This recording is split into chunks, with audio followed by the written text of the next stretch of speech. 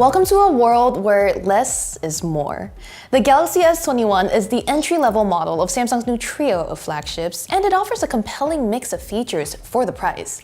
It starts at a more reasonable $800, has a tiny, hand-friendly 6.2-inch screen, and does away with the ridiculous 100 times space zoom. Though, you can still get that on the $1,200 S21 Ultra.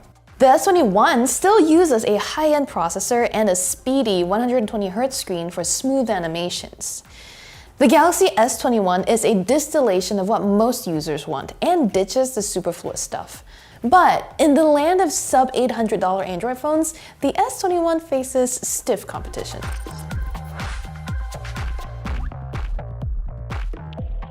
Last year, I said the S20 didn't have the most inspired design.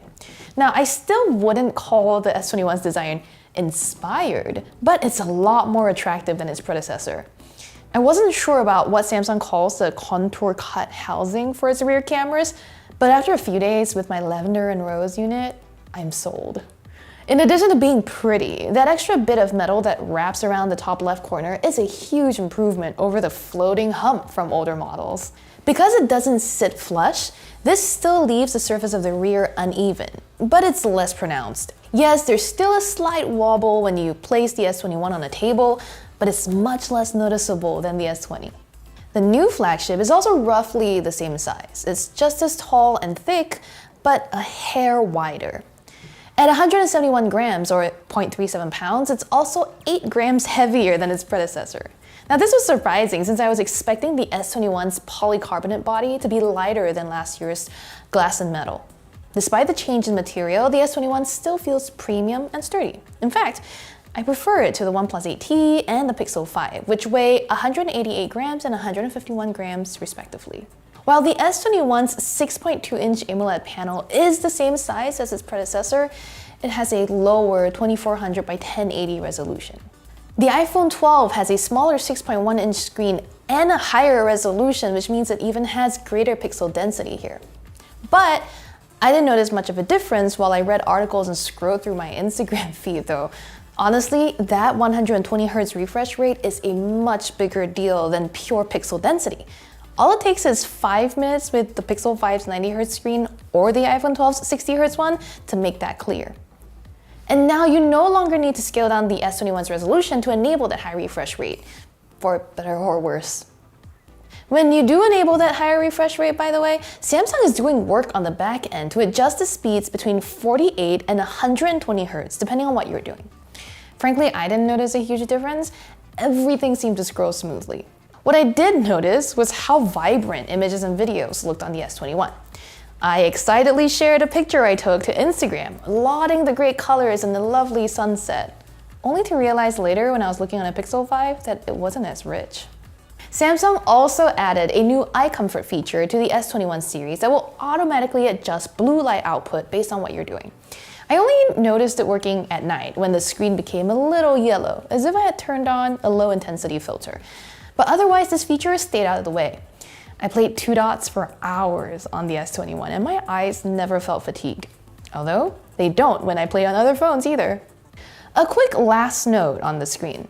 Samsung uses a new ultrasonic fingerprint scanner in the display here that's 1.7 times larger than the S20's. Now this is Qualcomm's 3D Sonic sensor Gen 2 that's supposed to be able to recognize 2 fingers at once. But Samsung doesn't appear to have implemented that feature. For now, it does seem slightly easier to unlock the S21 than older models simply because there's a bigger target. Unlike the S21 Ultra, which has a quad camera setup on the back featuring a 108 megapixel main sensor and a pair of telephoto lenses, the S21 only has 3. A 12 megapixel primary camera, a 12 megapixel ultra-wide sensor, and a 64 megapixel telephoto. That telephoto only supports hybrid optical 3x zoom too, compared to the Ultra's 3x and 10x optical zooms. That difference in hardware means that the S21 only offers up to 30 times space zoom, as Samsung likes to call it, instead of the 100 times on the Ultra. That's fine by me. Never in my life have I ever felt the need to zoom in on a subject up to 100 times, and I doubt most of you have either. The superior lenses on the Ultra also offer slightly better quality when you're between 3 times and 10 times zoom. On the S21, pictures beyond 10 times zoom were muddy. But I did find the feature occasionally useful. I was able to find out what brand of toilets were being installed in the building going up a few streets away. Say what?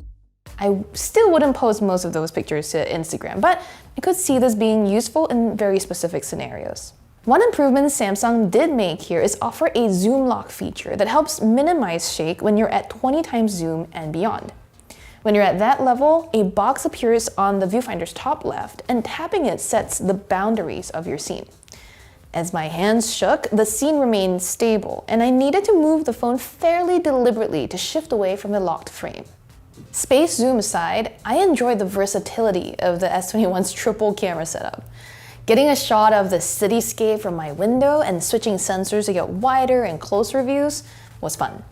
With the new director's view mode too, you can get a live preview of what each camera sees and choose your favorite. Director's view also works for video capture, and I filmed both a beautiful sunset and my reaction to it from the selfie camera simultaneously. As I was recording, I could switch between views by tapping the corresponding thumbnail on the right. This is probably more useful for TikTok and Instagram users, though it isn't supported on those apps natively. You'd have to shoot a video with Samsung's camera app separately and then upload your clip. Some other updates that Samsung highlighted are improved single take and night modes, and for the most part, they feel incremental. There's also new bokeh and lighting options in the portrait mode, which Samsung says uses AI and 3D depth analysis for more accurate outlines and effects. Honestly, I found most of those tweaks negligible. The software still can't apply a natural blur around the wisps of hair on my head, but lowering the intensity helped minimize the difference. Aside from all the new features, the S21's cameras are mostly decent. Pictures and selfies were clear and colorful, and sometimes I couldn't tell them apart from photos I shot with a Pixel 5. Google's flagship still takes much sharper and clearer photos, especially when you're scrutinizing the details. But Samsung's cameras will be good enough for most users. One surprising thing that sets Samsung's flagships apart from the competition is the software. I generally prefer Google's Pixel UI, and with One UI 3, Samsung made some tweaks to mimic that experience. For one thing, the page on the left of the home screen is now Google's Discover feed, which is much cleaner than Samsung's Bixby-infested Daily. The Gallery app and its built-in editor are also more useful than stock Androids thanks to nifty video editing and screenshot tools. On the S21, if you enable labs when you're editing a picture, you can use the new Object Eraser to get rid of unsightly things in the background. As someone who lives with unavoidable clutter, I love the promise of this feature. You tap things you want to remove and the system will highlight it in purple. When you're done picking what you want to clear, hit erase and they'll be replaced by auto-generated background. The effectiveness here largely depends on your scene. If the background is quite clean with few patterns and your object has an obvious outline, this tool works very well. But for things like a cardboard box sitting in my doorway, the S21's eraser was fine. It removed the box, sure, but the background had visible streaks left behind. This is understandable though. The same feature in Adobe Photoshop still leaves similar marks. Another bonus is the Samsung Free app, which was previously called Samsung Daily. It lets you watch TV channels, read certain publications, and play some games for free. I didn't think this would be that compelling until I found myself binge-watching Kitchen Nightmares one night while I was browsing Reddit. There are dozens of channels available, including Paramount, Movie Channel, AMC Presents, MTV Pluto, Ion Plus, and TV Land sitcoms. You can watch these on your phone, full screen or picture-in-picture. And for now, I don't see a way to cast them to my Google TV. It's a small and possibly underrated feature, but it's nice to see, especially at a time when every company is trying to sell you a streaming service. As I'm in the US, my S21 came with a Snapdragon 888 with 8 gigs of RAM and 128 gigs of storage. Elsewhere, you might get a version with the Exynos 2100, and users around the world have complained about older Exynos models' poor performance and battery life. Those of us in the US have nothing to worry about. This is Qualcomm's top-of-the-line CPU, and it delivers predictably blazing performance. I recorded the screen while playing with various portrait blur and lighting modes and jumped in and out of a TV show with no lag. In general, the phone stuck around for a day and a half and sometimes even 2 days before needing a charge. On our video rundown test with adaptive refresh rates on, the S21 managed 15 hours and 17 minutes with the same 4000 mAh cell as its predecessor. That's better than the S20, which clocked just over 12 hours, as well as the OnePlus 8T and the Pixel 5, despite both of those packing larger batteries. Of course, battery life will suffer if you're using things like 5G and high refresh rates more, so I expect to get closer to about a day of use whenever I travel again. The S21 is also one of the first devices to offer the new Wi-Fi 6E standard that taps new spectrum for higher speeds and capacity. Since I don't have a compatible router though, I wasn't able to test this. Unsurprisingly, the S21 is a good phone. It has a powerful processor, a lovely screen, capable cameras, and a long-lasting battery. It even has some useful software and a gorgeous new design in eye-catching colors. At $800, the S21 is more reasonably priced than its stablemates too. If you prefer a pure Google experience and want to save $100, the Pixel 5 may be good enough for you. But the S21 has a more versatile camera setup and faster processor, making it the best Android phone for the money. For more reviews on phones like the S21, the S21 Ultra, the Pixel 5, iPhones, and more, make sure you subscribe to Engadget. And as always, thank you for watching.